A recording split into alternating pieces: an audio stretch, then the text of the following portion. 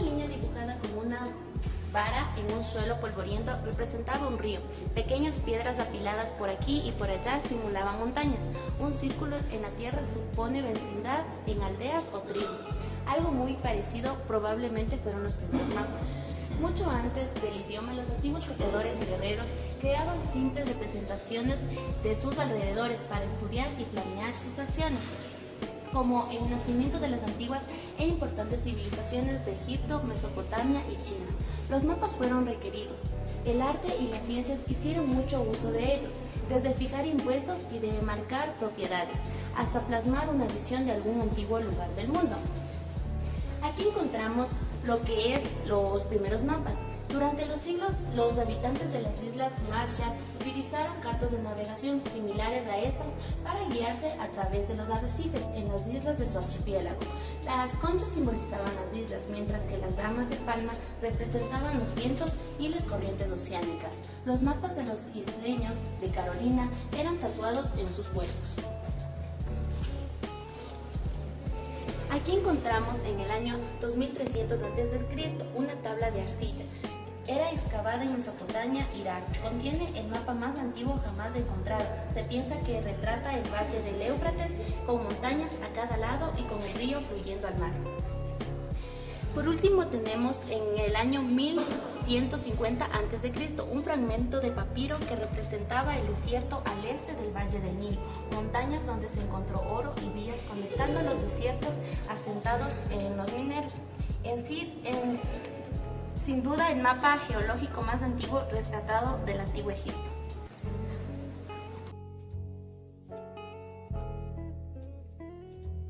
En la antigua Grecia, en la sabiduría de Platón y Aristóteles, los teoremas matemáticos de Pitágoras y Euclides y los descubrimientos científicos de Arquímedes son la base de la civilización occidental. La creencia más importante transferida a nosotros fue que el cosmos entero era conocido. Mediante la razón y la observación directa, los griegos expandieron las fronteras del mundo conocido y así encendieron los cielos. En el año 600 antes de nuestra era, los babilonios debieron ser los primeros en intentar graficar el mundo entero.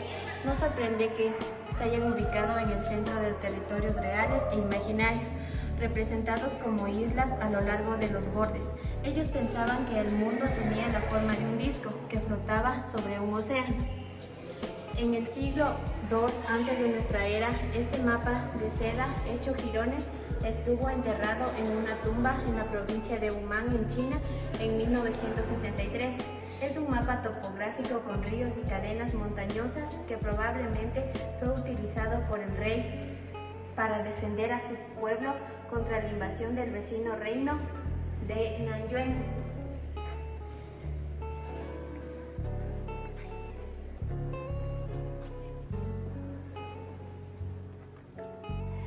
En el año 320 antes de nuestra era, Piteas, astrónomo y explorador, personificaba la pasión helenística por aprender y descubrir. Él fue el primero en calcular la exacta posición del verdadero norte. Y a pesar de que sus contemporáneos se mofaban de sus testimonios de haber viajado más allá del estrecho de Gibraltar, a desconocidas tierras al norte, en donde el océano se convertía en hielo, geógrafos modernos piensan que efectivamente logró navegar tan lejos como el legendario Thule, actualmente Noruega o Islandia.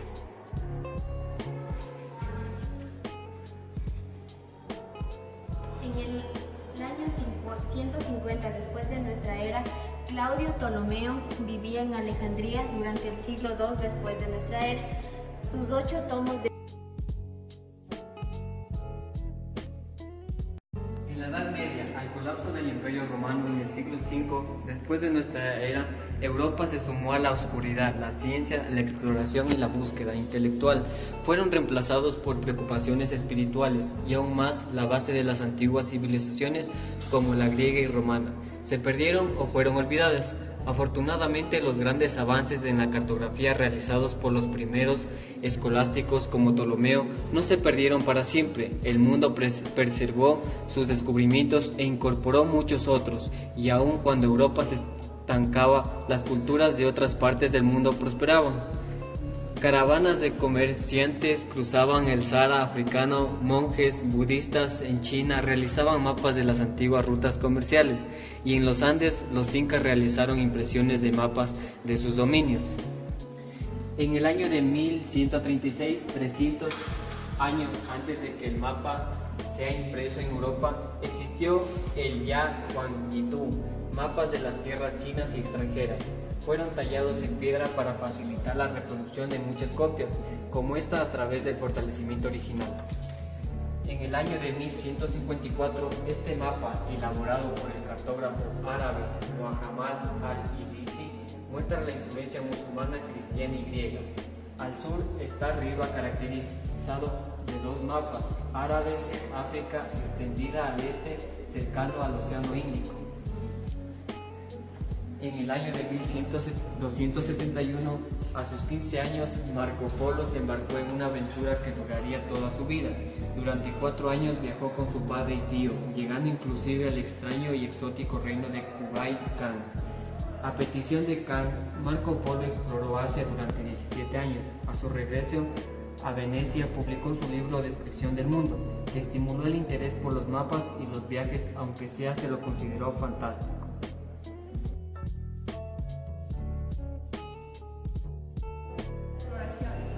En el siglo XV, la cultura europea floreció y el Renacimiento se extinguió sus límites en búsqueda de conocimientos y riquezas. Los viajes de Marco Polo por Asia habían alterado a los europeos sobre el potencial de estas tierras. Los gobernantes estaban listos para jugarse sus tesoros por lucrativas nuevas rutas comerciales. En 1418, Henry, príncipe de Portugal, fue el primer europeo en organizar largas expediciones marítimas. En 1418 reunió a su corte navegantes, astrónomos, constructores de barcos, matemáticos y cartógrafos. En 1450, John Gutenberg mejoró la imprenta de origen chino que utilizaba tipos móviles e hizo posible imprimir muchas copias idénticas. En 1482, por los siglos se pensó que Geografía de Ptolomeo había sido robada. Cuando la biblioteca de Alejandría fue saqueada, en la realidad había sido preservada por eruditos árabes y reconstruida en Europa en el siglo XV. En 1492, contrario a la idea popular, la mayoría de europeos educados estaban al tanto de que el mundo era redondo mucho antes de que Colón realizaría su famoso viaje.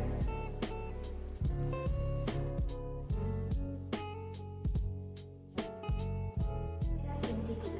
Al final del siglo XVII, la era científica había llegado. Se pasó de trabajos decorativos a análisis científicos precisos, de artistas a cartógrafos e ingenieros. La tecnología y nuevas técnicas de mapeo produjeron mapas exactos y permitieron a los navegantes encontrar su posición exacta a mar abierto. Los puntos vacíos en los mapas mundi comenzaron a desaparecer cuando los exploradores pisaron regiones interiores no registradas en los mapas. Para el siglo XIX, la geografía era una disciplina establecida y respetada en el mundo científico. Este mapa del río Amazonas del misionero Samuel Briggs, conocido como el Atleta de Dios, fue levantado a petición de la audiencia de Quito.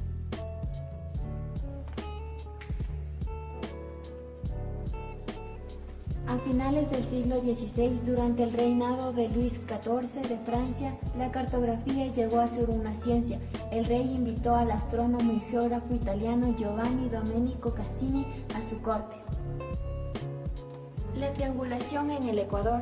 Mientras la familia Cassini terminaba de cartografiar Francia a través de la técnica científica llamada triangulación, los geodésicos franceses la usaban para medir un arco de meridiano en el actual Ecuador y posteriormente relacionarla a las que ya se conocían en Francia, y aquellas Martepiulis debía ir a buscar a la altura del círculo polar en el objetivo de saber si la Tierra era una esfera perfecta o aplanada. James Cook, joven oficial de la Marina Real, midió la costa de Newfoundlandia en encomiable precisión como en este mapa. orgulloso de sus primeros mapas, lamentó no haber tenido suficiente tiempo en sus siguientes viajes para realizar minuciosos trabajos. En el siglo XVIII, este mapa muestra una prefectura de China. La gran ciudad en el primer plano es el centro administrativo. Aún después de la introducción de los mapas europeos en China, la realización de mapas no estaba disociada de otras formas.